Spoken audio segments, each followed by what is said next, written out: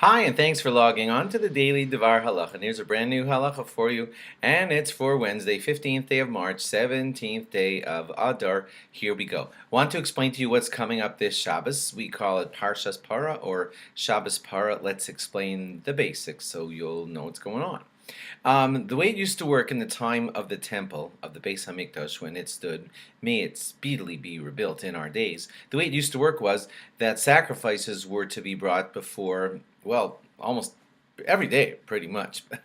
And especially the day before Pesach, on Erev Pesach, a special sacrifice was brought called the Karban Pesach, the sacrifice of Pesach.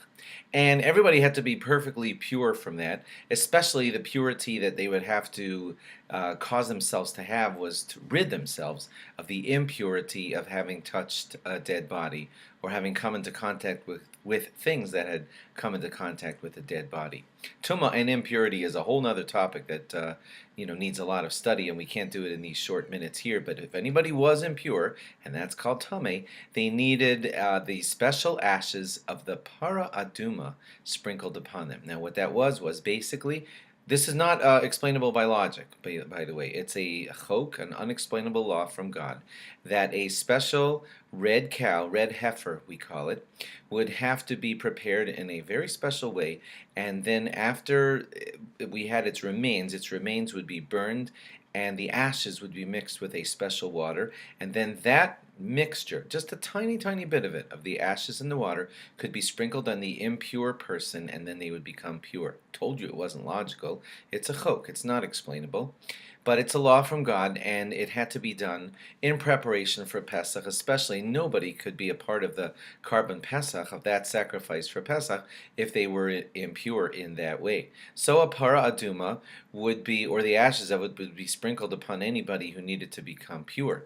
Now, again, with our great sins, we haven't merited yet the rebuilding of the temple, and we pray for it all the time.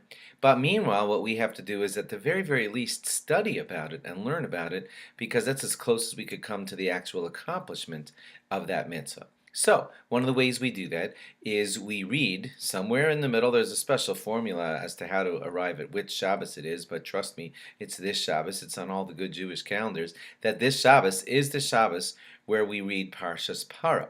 We leave enough time so that we could have Parshas HaChodesh. I'll tell you about that when we get closer to the month of Nisan. But right now we have Parshas Parah, where we read this special thing about how the Jews used to prepare the red heifer with its water and ashes to be sprinkled on everyone when the month of Nisan arrived, so that they could all be pure for the Karban Pesach. So this is the Shabbos that we read about it. 2 Torahs will be taken out, and out of the second Torah we will read 1 Aliyah.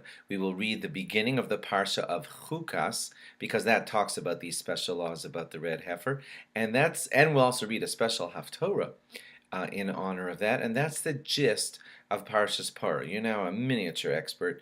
There's a lot more to be learned and studied and said, but that's the basics on Parshas Parah, which is coming up this Shabbos. Wanted you to know about it.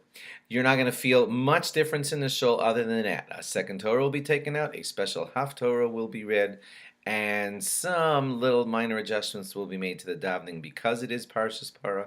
Otherwise, it will feel like a regular, wonderful, great Shabbos. Thanks for logging on, and log on again tomorrow for more. Bye-bye.